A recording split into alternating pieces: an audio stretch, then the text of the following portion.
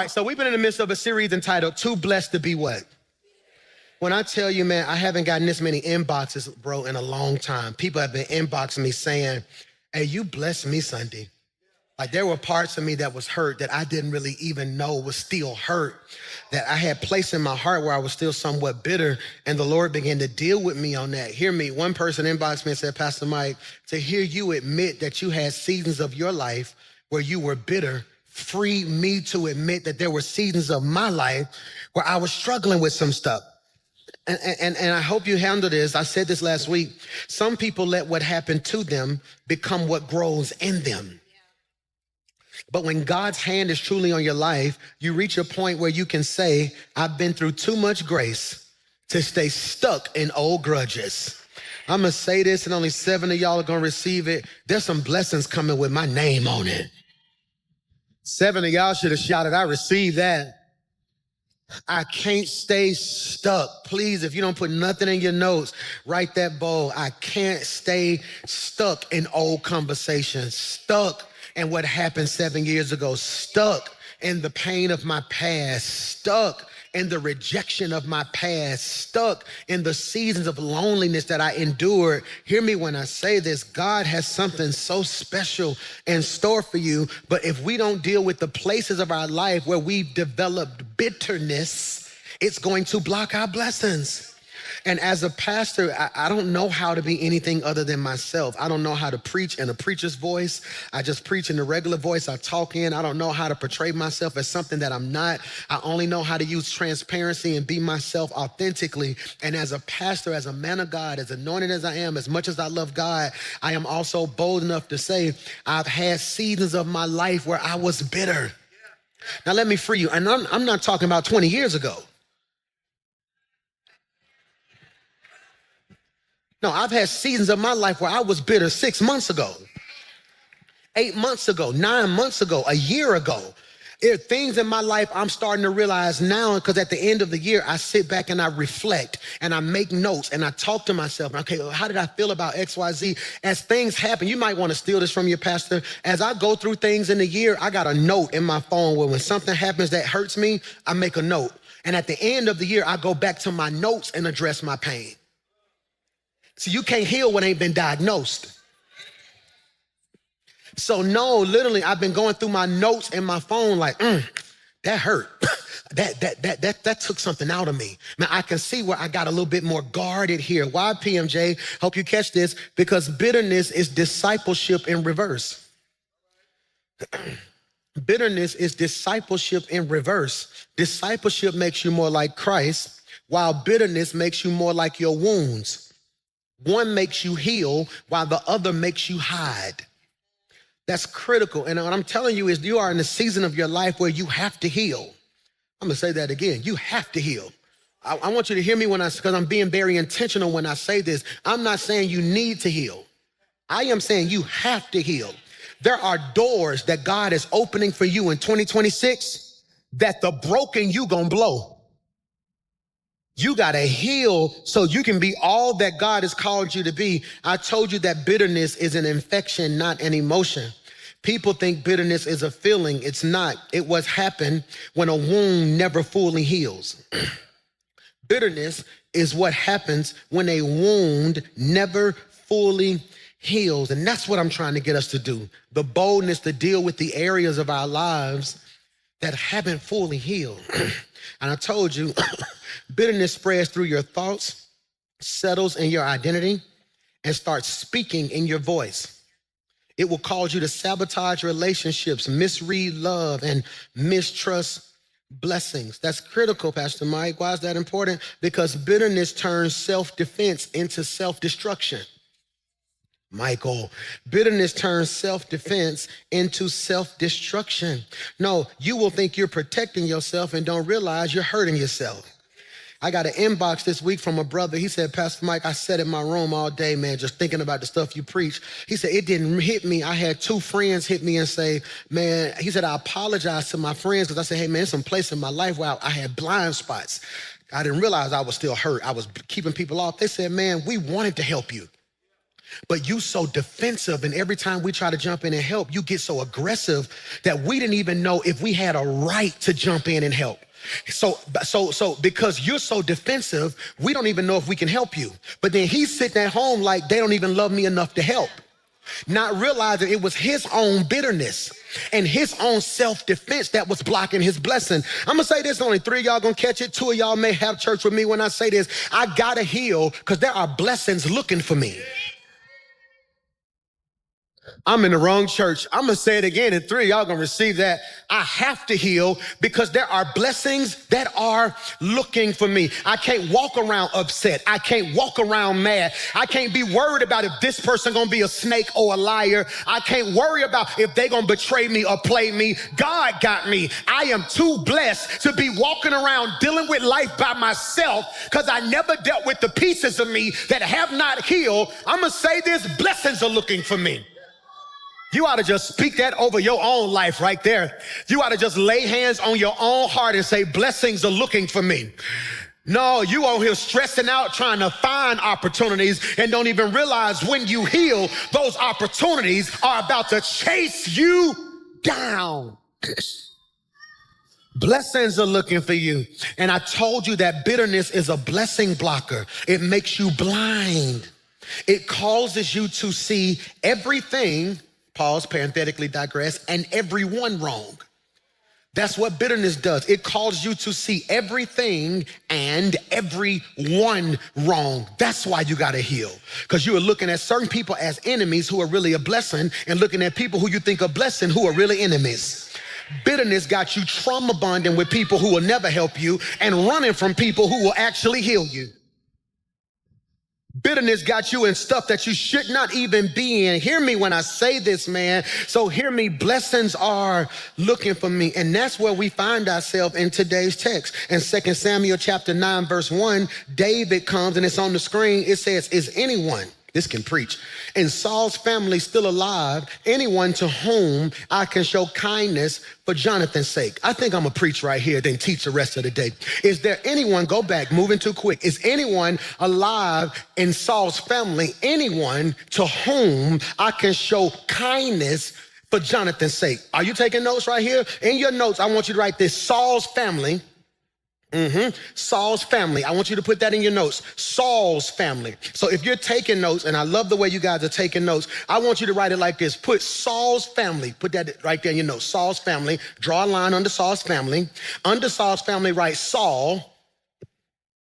Then write Jonathan. All right. Then write blessed. Jesus Christ, you missed it. Saul is beefing with David. This is why you got to have a mature person in your life who can tell your story right. Because if I was immature, I would say Saul and David beefing. But Saul and David ain't beefing. Saul got a problem with David. David ain't got no problem with Saul. See, that's why 6 people got your testimony twisted, because they say, I heard y'all don't like each other. No, I don't know them not to like them. No, something about my favor offended them. They got a problem with me. I ain't got no... That's for 3 co-workers, 2 cousins, and your old friends who think you sitting around thinking about them. I'm not thinking about you. I'm about what God called me to be right now. David has not disrespected Saul. David never disrespected Saul. David never disrespected Saul. David never disrespected Saul. What are you talking about? He did nothing. Saul's issue with David ain't because of what David did to him. It's because people started seeing David in a different light than they say Saul. They said Saul killed his thousands, but David killed his tens of thousands. Saul couldn't handle that the favor on David's life started making other people say, that boy got something that he ain't got. Please stop judging me based off of what God put on me. If I ain't did nothing to you to offend you, it's not my fault. I'm favored, gifted, and anointed. I need you to touch 3 people and tell them it's not my fault. I didn't decide to be favored. I didn't pick this anointing. You got better clothes than me. You got a better car than me. You make more money than me. Yet you still worried about me because the anointing on my life hit different.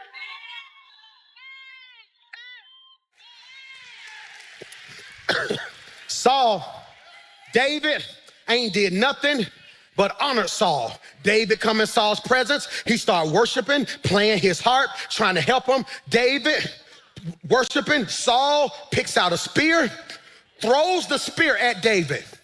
It missed. You wanna know why certain people frustrated with you? Because how you taking shots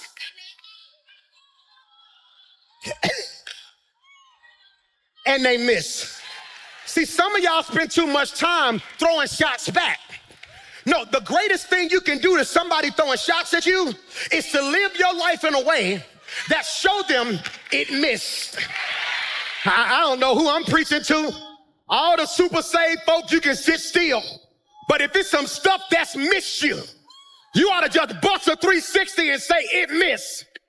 Pain missed me. Hurt missed me. Your lies missed me. Your disrespect missed me.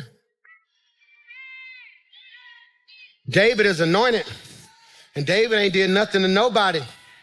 David walking around like all I'm doing is loving God, loving people, and trying to make a difference. But many men wish death upon me, Lord. I don't try no more. But have mercy on David. Like, I ain't did nothing to none of these people. And so after a while, David had opportunities to kill Saul and didn't do it. He's like, you know what, boy, you know I could have killed you, right? No, we was in the cave and you was asleep. I cut off a piece of your robe and showed you if I wanted to put hands on you, I could do it now. Don't mistake my meekness for weakness. I'm saved, not soft. Don't get the two mixed up now. If I wanted to touch you, I could touch you. Let's be real. I know your mama, your cousin. I know your baby mama. I'm just playing. So David, stop dribbling. So David is like, I could have took you out, but God told me not to. After a while, God says, no, it's time. David takes everybody out. He kills Saul. He kills the whole bloodline. So the reason this brother is crippled is because during this time, when the king was killed and a new king took over, they would kill the entire bloodline so no new lineage could rise up.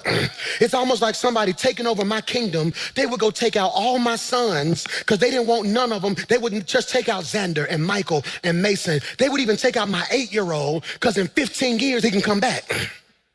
So the nurse hears this. She picks up the baby, takes out running to protect him, but what she do? She drop him. That's what we're gonna pick up today. She drop him. And a drop is when someone you trusted the most hurt you the worst. She drop him. Now, she didn't drop him intentionally. She ain't dirty. She didn't pick him up and throw him. She dropped him. I told you last week, I want you to always view life through a different lens. She could have left him. Can I ask you a question? I never forget when the fire broke loose during church this year. So much stuff happened at our church, good and just stuff. It'd be like 10 years worth of stuff at our church. Remember we went to the Civic Center? Remember we went to the so-and-so? Remember, didn't it hit me? I was like, yeah, the fire this year. Remember we was in church and then the fire broke loose in the children's wing. What blessed me the most was no children's church worker got so scared that they ran out the building and left kids. No, come here, let me get you. No, come here, let me get you. They were prepared for this moment. But let me free you. But if they would have grabbed a child and dropped him, we would be upset because the child was dropped. But we can't frame it like, I can't believe she was just as scared. People don't give you enough credit that yes, you weren't everything they needed you to be, but they don't realize you was trying to be to them what you didn't even know how to be to you and was still dealing with the stuff you had to deal with all at the same time. I'm sorry I didn't call you back. I know you were stressed, but I was too. I'm sorry I couldn't help you with that bill. I was just as broke as you. I'm sorry I didn't stay on the phone with you that night. My man was tripping. I'm sorry I didn't do so-and-so. My family was tore up. See, we need to normalize being brutally honest and telling folks, no, I'm not gonna let you run with that narrative no more. I didn't leave you hanging. I was barely hanging on myself. Am I preaching to anybody? Can I preach to 3 people who barely got your stuff together and you still trying to make sure everybody else got their stuff together? And then they got the audacity to tell you, you ain't been there for me. And part of you want to say, you know what? I wouldn't even be broke if I wasn't trying to help all y'all at the same. Am I preaching to anybody? So she picked him up. She's running and she dropped him. That's critical. She dropped him. She dropped him. She dropped him. This is critical. This is critical. She dropped him. Because you will always get dropped when you're surrounded by people that operate by fear and not by faith. Fear, you will always get dropped when you're surrounded by people that operate by fear and not by faith. Please listen to your pastor. I'm not perfect. I don't claim to be perfect, none of that stuff. Whenever I go through something, I preach about it, and I try to share with you how I'm coming through it. That's all I'm doing, okay? So here's what I need you to do. I need you to start sitting back, and I need you in your group thread with the people who matter most to create that group thread and say, hey guys, where do we need to heal? Because being unequally yoked ain't just about who you marrying.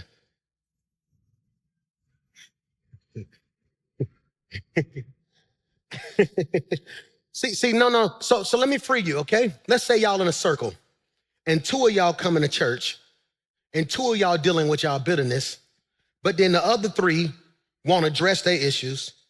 So now you in covenant with people who keep triggering you. There are certain relationships I had to loose in my life because I started appearing abusive. Can we go there? There are certain relationships in my life, friendships, that I had to terminate because I started appearing abusive. Notice I didn't say I was abusive, but I appeared abusive. I was so hell-bent, I won't say hell-bent, I can't say that. I was so determined to be the best version of myself. And I'm one of those friends that when you tell me you want something, I'm going to see to it that you get it. I started becoming overwhelmingly aggressive. Have you did so-and-so? No, you need to get up. You need to so-and-so. Oh, you don't really want it. And they were like, no, it's like you keep attacking me. I thought I was motivating them, but it felt like attacks because they were saying they wanted something out their mouth that their actions did not match. So I had to come to realizations. I don't think we can be in covenant no more. Because at this point in my life, we are unequally yoked. I'm trying to get better. You don't mind being bitter. Either I'm gonna drag you to better or you gonna drag me to bitter.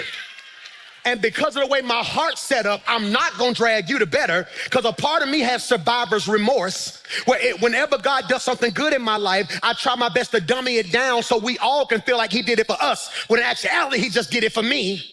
So then I end up becoming bitter, not at what happened in my past. I am now bitter with myself because I don't like the version of myself that does not know how to release people. So now you happy that you got your friend back. I'm miserable, but I'm not who I'm. Y'all don't want to have church with me. And what I'm telling you is, it's hard for you to be better in the company of bitter. Oh my God, that was good. Put this in your notes. Leslie, put this in the notes. Better, B-E-T-T-E-R. I love how you making sure she take notes right there. That's next level right there. No, put that in notes right there. We're gonna look at that when we get to the crib. I like that, bro. That's leadership right there, girl. So I want you to put better, B-E-T-T-E-R. Under better, write bitter, B-I-T-T-E-R. What's the difference between better and bitter?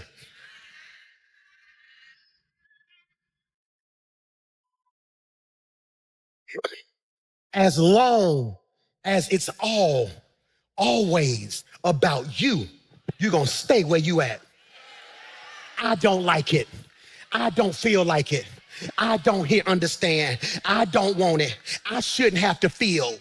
And God is like, well, since it's all about you, you gonna stay bitter. The difference between bitter and better is the ability to deal with what I've been running from. This good. It's good. She drops him. She drops him and he becomes crippled. Now, there are local colloquialisms that suggest he got dropped on his head. I heard a preacher say this once. He said there was an old age local colloquialism. To be dropped and lame in both feet means that you were dropped on your head, and the head trauma caused your feet not to work. There's no biblical backing that suggests that that's true. I can't find it, so I can't really stand on that if I can't proof text it. But what it does mean is this, it's on the screen. The text is not merely reporting a physical injury, it is revealing a psychological imprint. It's on the screen. Because trauma not only altered his mobility, it altered his identity. Wow. Trauma not only altered his mobility, it altered his identity. He didn't just lose the ability to walk. He lost the ability to believe he belonged. What you went through wasn't just about what you went through. You've been so focused on what happened to you that you miss what's been altered in you. Please put that in your notes. You've been so focused on what happened to you that you have missed what altered in you. Yes, they lied on you. You don't realize your ability to trust has been altered in you. So you dealt with the fact that they lied, but don't realize what's missing. I never forget when my house got broken. I was living on the east side and our church started blowing up. And so we had 6, 7 services every Sunday. So they knew where I was going to be. And every Sunday at 12:30, my deacons would walk in church and they would wave at me in church. I would in church and they would break in my house at the 12:30 service every week. Just break in. And it's like they would break in the garage, take something out the garage, break in the garage, boom, take. Then once they realized that my alarm was just there for decoration, I wasn't paying that alarm bill. Who else ain't paid your alarm bill? Anybody? It go off, ain't nobody coming in Jesus' name. It's like, I was just I thought that would be enough. Evidently, they broke in and it went off and they went in the bushes. And like an hour later, didn't nobody show up. Then they just in there cooking, just taking their time. They would go upstairs. I didn't care. They just take stuff out the garage and boom. They got in the den, took some stuff, boom. It didn't break me till they took my PlayStation. Oh, we had to call the police then. There's somebody going to jail. Somebody going to jail now. And I never forget, this is critical. I need you to catch this. They had broke in so many times that we didn't realize what they stole till we went and looked for it. I never forget one day my wife was like, have you seen my earrings, the ones we got? I was like, so what you talking about? She's like, then we both looked and said, they got your earrings. That wasn't on the police report though, because we could tell the TV was missing. I could tell the PlayStation was missing. I could tell the lawnmower was missing. But there were certain things that we didn't know were missing until we went for it. You so busy on what you survived, you don't even realize what's missing till you reach for it. The reason you snapped so quick now is that you don't realize, yeah, you made it through that trauma, but your peace been gone. So when you go to pull on your peace to keep your mind, now ain't no peace there and you're losing it because yes, you made it through. You don't know what didn't. This brother, this is critical. Put it back on the screen. I want them to see this because trauma not only altered his mobility, Michael, it altered his identity. He didn't just lose the ability to walk. He lost the ability to believe he belonged.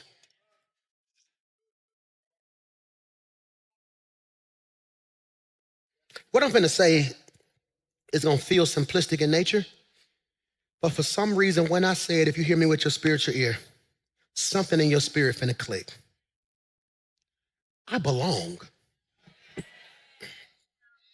in the wrong church. Some of you need to stop disrespecting yourself. You play yourself so weak and you play down your gift and your abilities and your talent so much. You dumb yourself down so people don't feel offended or intimidated. That season is over. I cannot continue. It is not healthy for me to hide me from me so you can be comfortable with you. If you really knew who I was, you would be grateful and want me to be me, because the more I'm me, the better you gonna be. I belong. Hear me. I got invited to this meeting. I got invited to this meeting at a country club about 3 weeks ago, right? At a country club, and I was excited to go there because I love relationships now. I want my entire 40s to be marked by relationships, okay? I want my 40s, from 40 to 50, I want 10 to 12 relationships that at any moment can change anybody's life. That's my goal. I want a relationship with somebody so powerful that if your child got in trouble and that's a good kid, and we know he was just with the wrong people, I can make one call. Hey, son, this is a good kid. Pastor Mike on your word. I want relationships. See, I don't need the money. If God sent me that, that's cool. I want the relationships. I want you to be like, Pastor Mike, they're gonna take some. Give me hey, man, what's going on, man? Hey, I just talked to the president of the bank. He said, don't worry about it. Yeah, I want relationships. I want relationships. So I got this meet, and I'm excited to be there, and we get there. But y'all know me. I'm not putting on clothes for nobody, really. So when I get there, the man gonna ask me, like, hey, can we help you? And yes, can we help you is the right question.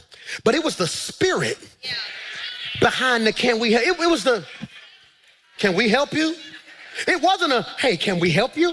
No, it was more of a, can we help you?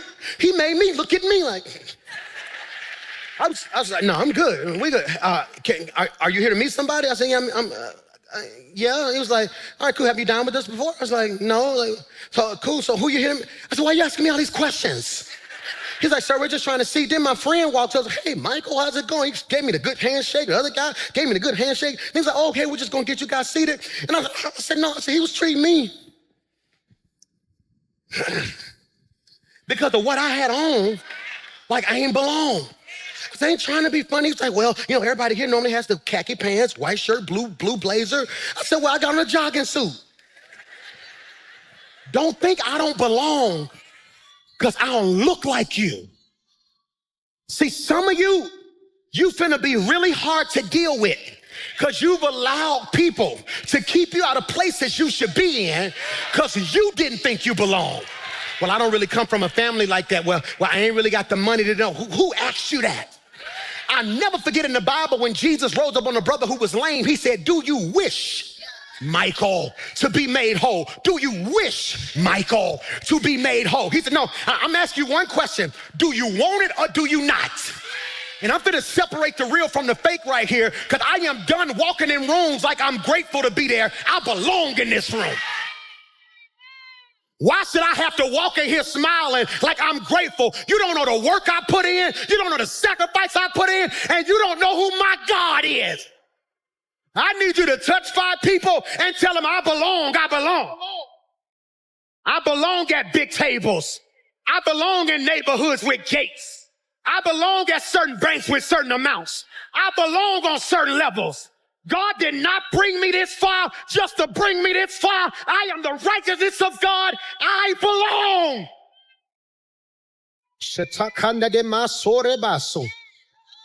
Some of y'all ain't applied and you know, well, I ain't got the qualifications. So what? The worst they can do is not call you back. When you get home, fill it out, press send like you belong. When you leave here today, go through some of these neighborhoods and just ride around and see what your future neighbors look like because you belong.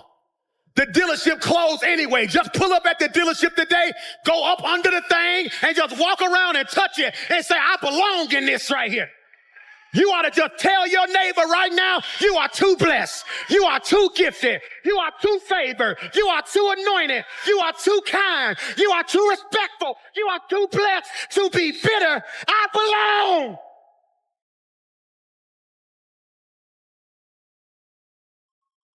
This is it right here, Dre. I feel it. Hear me when I say this. So when we arrive at chapter 9, we find Mephibosheth all grown up, living in a place called, I got 10 minutes, Lodabar. He's living, put that in your notes, Lodabar. Lodabar. Lodabar. L-O-D-E-B-R. Y'all was struggling with that Lodabar. Whenever all y'all do this, then y'all done figured out I got these screens too. Y'all like, Lodabar.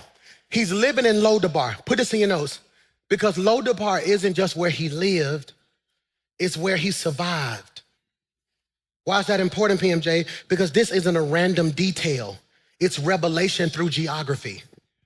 Whenever you see a city or a place named in the Bible, that's intentional because all names carry definition. They didn't randomly call a city Birmingham. They named that place Lodabar because it is revelation through geography. Lodabar isn't just where he lived, it's what he survived.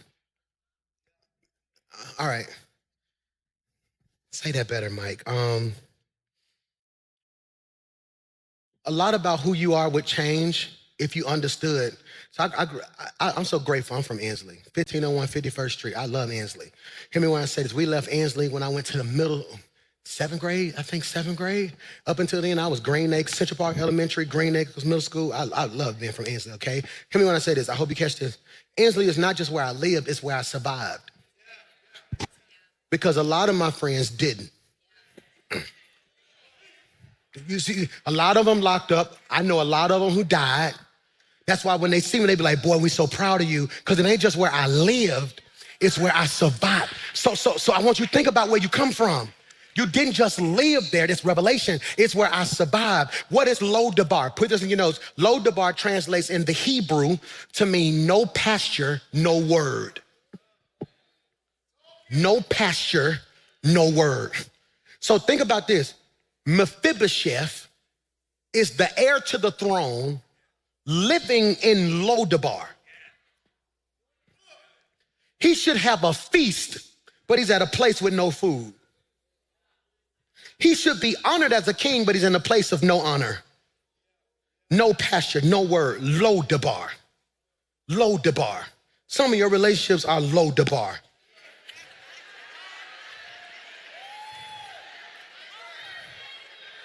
Put this in your notes. Put this in your notes. Andre gave me this note in the back. He made a joke, and now I'm finna turn it into a message, okay? All my singles. I end up in relationships that are low the bar when the bar low.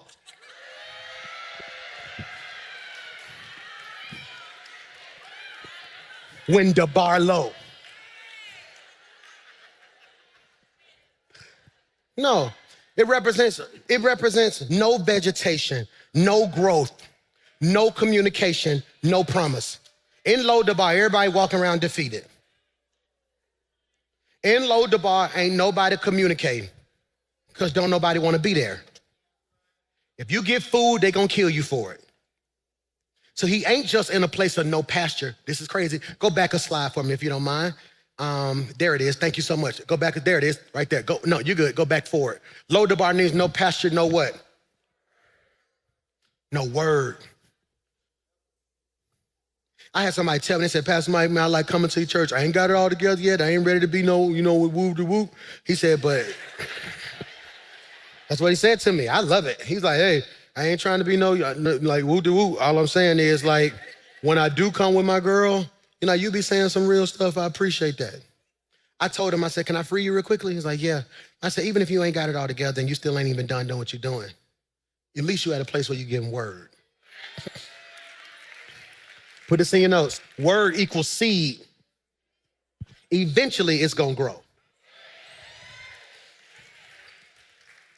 He's at a place of no word. Spiritually, Lodabar is that season where you're alive, but nothing is moving. That season of your life where you're here, but you're not hopeful. Where you're breathing, but you don't feel like you're building nothing. Lodabar represents, this is really good, say that better, Michael. Lodabar represents losing your identity after life hits. Life hit him and he lost his identity. Mephibosheth didn't start in Lodabar at 8 minutes. He fell into Lodabar, literally and emotionally. He didn't end up in Lodabar because of rebellion. He landed there because of his trauma. Many people are in low places because they made bad choices. Sometimes I'm in a low place because pain pulled me there. We can't be judgmental. Look at him in Lodabar. He should be ashamed of himself. He didn't pick Lodabar. He was a baby.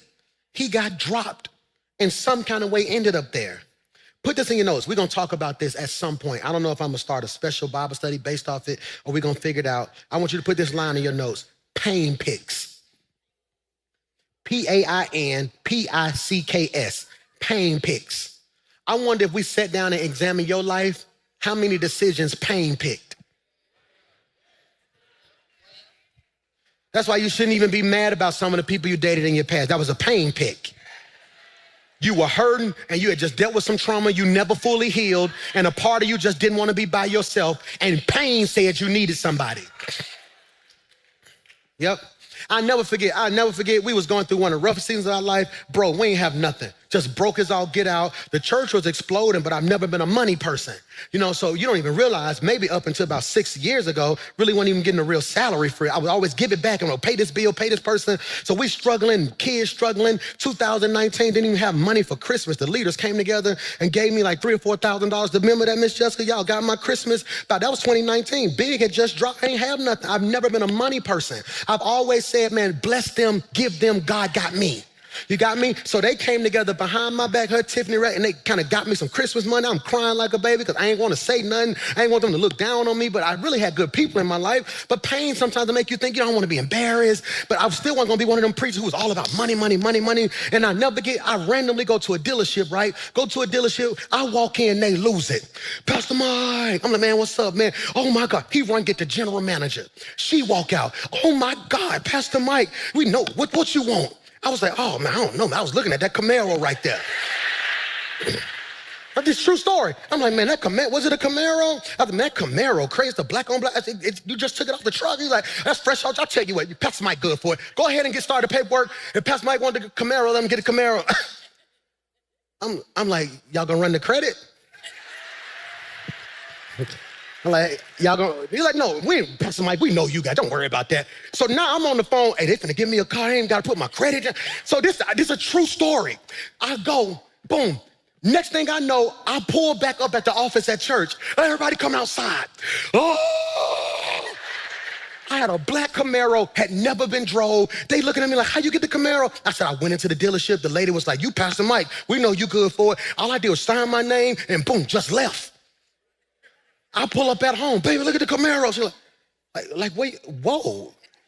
I'm Pastor Mike. I walked in there, was like, it's Pastor Mike. They just kind of gave it to me. That's when Tip was like, I don't think nobody's just gonna give you a car. She's like, tell me what you did. I said, I put my social security number down. They ain't checked none. You know, I'm Pastor Mike. I'm Pastor Mike. Why y'all ain't happy for me? I done gave y'all everything, and the moment God do something for me, now all y'all wanna turn into credit repair people? Who get mad and your pain start talking? Yeah, he crazy, but he my crazy. Why y'all can't be happy for me?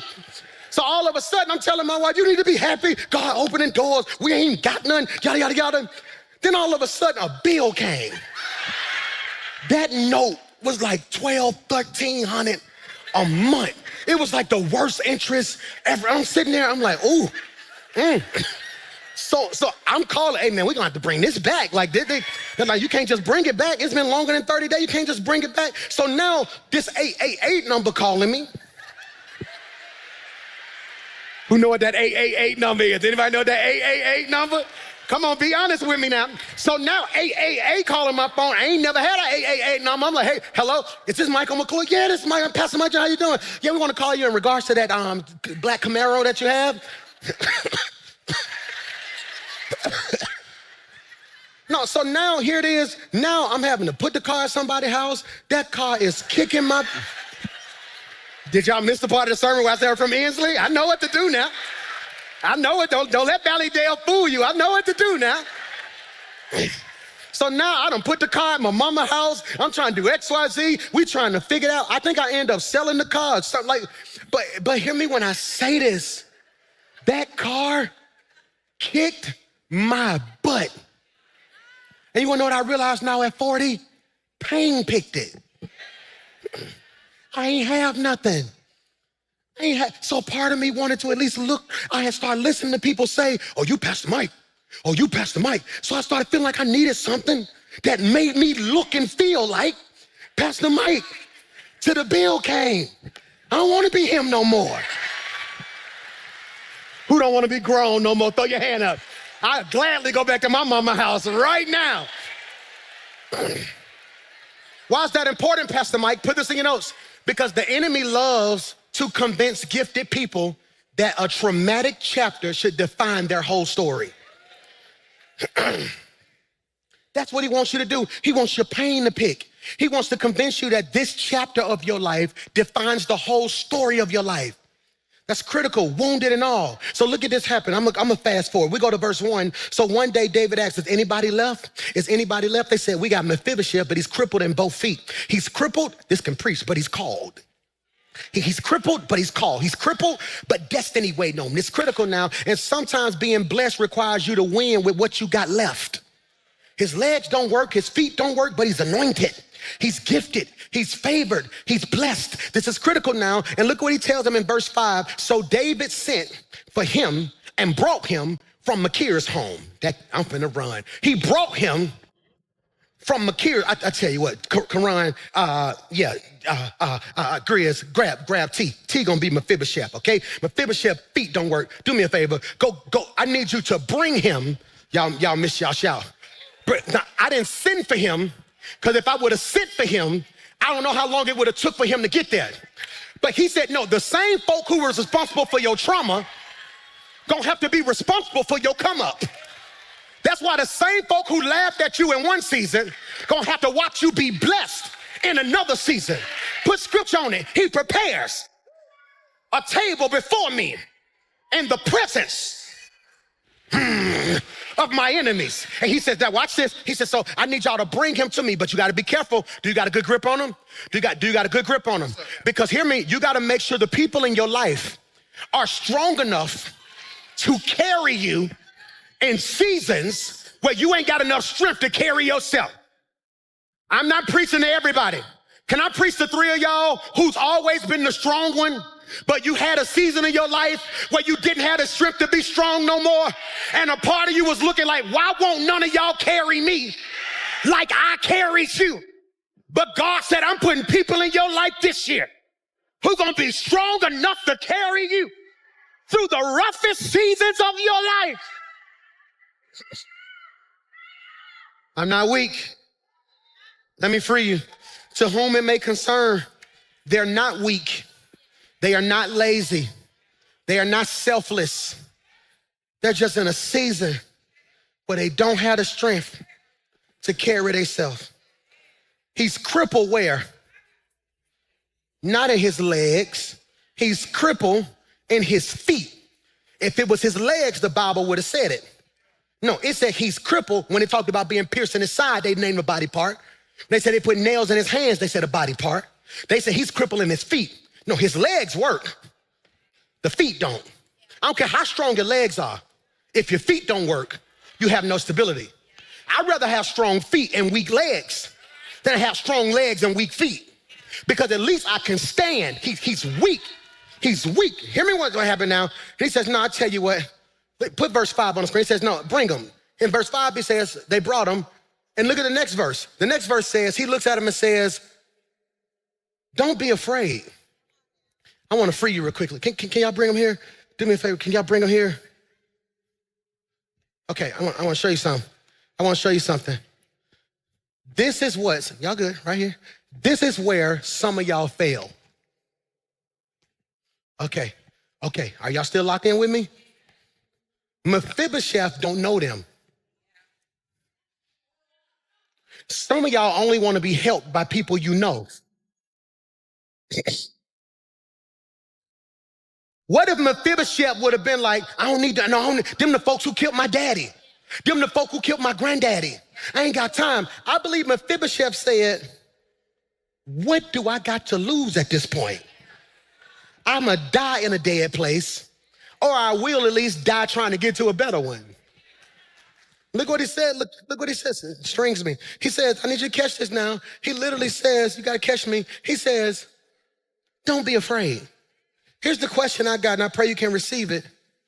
What about his appearance said he was scared? For David to say, don't be afraid, that's indicative of the fact that something in him, oh, you're struggling. You look good. I think you're struggling a little bit. Is he heavy? You want to sit him down real quick so you can reposition yourself? Let's do that. Let's sit him down real quick. I'm sorry. So you want me to be considerate of you while I'm holding on for dear life?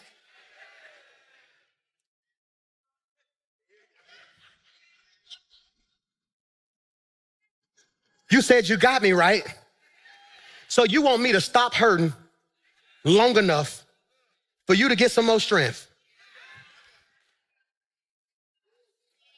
If you got me, you got me.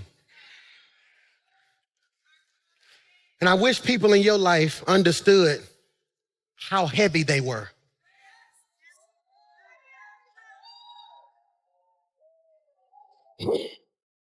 I'm gonna say that again.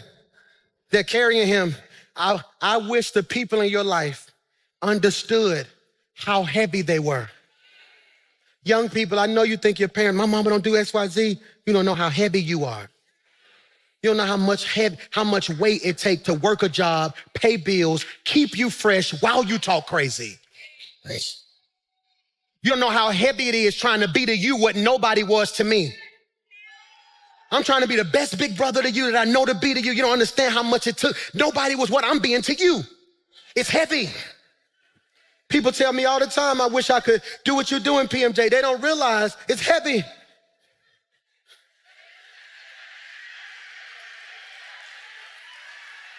He heavy. Can I ask you a question? Are you at least helping them with your weight? Is he holding on? See, because even though people are carrying you, you can do your part too. Yes, I'm a weight, but I don't have to be dead weight. Michael! Scripture. David said, watch this, let's go home. For I will surely show kindness for your father, Jonathan. Look what he says.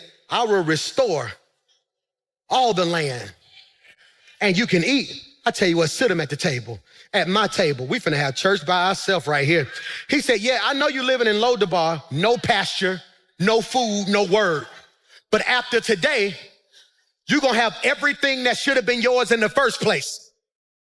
If you don't shout for nothing else today, shout that God's giving you back everything that you should have got. Every blessing that's held up is getting ready to hit your life at the same time. Look what he said. He says, the scripture says, you good, man. You will always eat at my table. Now here's what you missed. He said, I'm gonna give you your land back. In those days, you only ate what you farmed. He said, I'm gonna give you the land. This is a business standpoint, right? All my entrepreneurs, listen. You can lease out the land if you want to and make the money. What you eat ain't gonna be based off of what you do. If you never put nothing in the ground, you still gonna eat because you're gonna eat at my table. So, you want some chicken? Pass the chicken, brother. Oh, yeah, there you go right there. What else you want? Salad. Salad, okay, there you go. Potato, you pass those potatoes over there. Thank you. Yams, collard greens, mashed potatoes, beans, greens, potatoes. You name it. There it is, man. Wow. It's crazy, ain't it? It's crazy. Drink, man. Get you something to drink right there, man. Can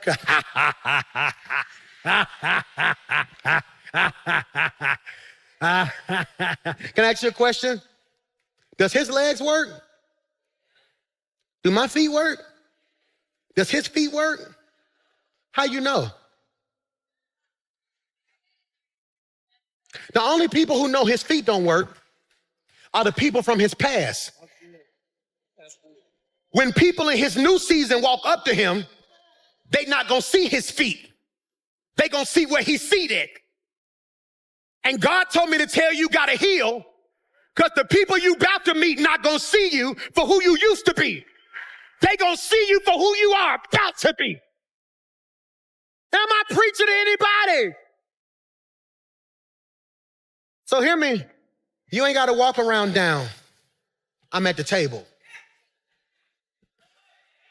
I'm at the table. Every entrepreneur should have heard me when I say that. You don't know who bringing what to the table. You just know we all at the table. We all at the table. I decree and declare, stop introducing yourself based off of your old hurt. Stop telling new people what you went through 7 years ago. They weren't there and you don't look like it anyway. When they see you, you just need to walk in what God's getting ready to call you to be. All things are passed away, and behold, all things are made.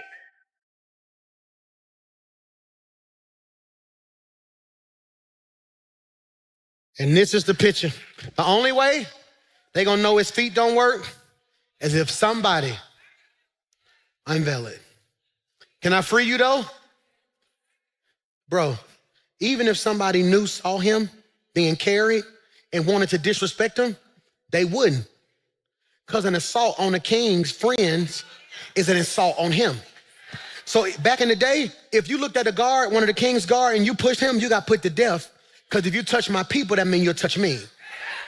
Watch this. So now, even the people who would have treated him bad for his deficiency got to treat him better because of the proximity he has to the anointing. And hear me when I say this. I know you've been through a lot. And I want to say this, you got a right to be bitter about some stuff. I check myself daily. But you know what? I'm at the table. And I'm telling you, you're at the table. And what God is doing in your life, I want you to put this in your phone. Now, I'm sending you home on this. The blessing isn't random, it's positional. God places you where favor can find you. So if you're gonna live blessed and not bitter, it's three things we have to do. Number one, release who dropped you. You gotta release who dropped you. Why, PMJ? We often feel like we're owed an apology, an explanation, or acknowledgement. But the truth is you can't be blessed and bitter at the same time. I know some of you are saying, baby girl, but they're gonna apologize to me. They don't have to. I just wanna know why. No, that's a trap. They need to at least acknowledge for what? Forgiveness is not saying that they were right. It's saying that their actions will no longer control my life. I've forgiven people and not spoke to them. I don't even need a conversation with you to forgive you. Number two, receive where God has placed you. You are not in Lodabar anymore. Your environment is shifting, your identity is shifting, and your language is shifting. Act like it. I don't carry myself like that no more. I blocked one of the biggest blessings in my life about 9 years ago. Just talking wrong. We were so young, and I can remember, man, we was meeting millionaires after millionaires. God was putting us in rooms where it was people who could write one check and change your whole life.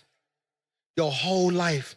Your whole life. I can tell you story after story of me explaining to them, well, I'm not really about money, so we don't really have the money we need, and, getting finance ain't really, and I never get the man was like, I ain't heard this many can'ts in my life. And you would think after he lectured me, he would bless me. He's like, no, man, but you got to believe in yourself before somebody believe in you. My family didn't really have a home at one point. It was all over the place. And we had met this family who had this multi-million-dollar house. And I'm crazy. When I tell you I'm crazy, I walked up to the family, I want you to give me this house. I said, you're going to hold a mortgage for me. We're going to figure this thing out. And they said, you know what? We're finna pray about it because we own houses all over I'm like, oh my God. And they went and checked my website. And on my website, I was like, we gonna have no debt. We're gonna do X, Y, Z, no X, Y, Z. But I never updated the website for like 3 years. Just like, we don't want to go against your vision. We really believe in structure and order.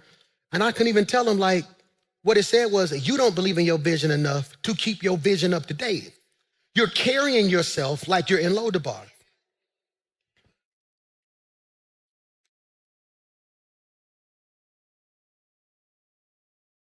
Stop rehearsing where you came from and start embracing where God has placed you.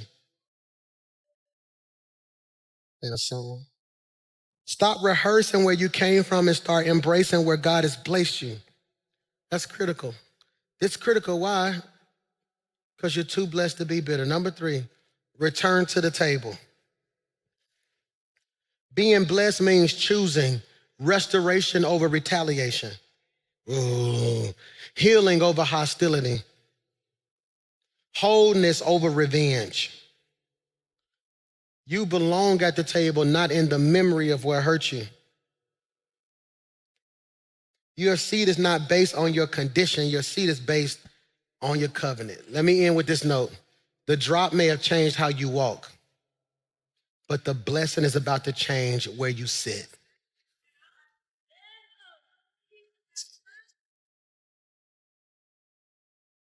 Father, in Jesus' name, I pray that we leave here today acknowledging the places of our life where we were dropped.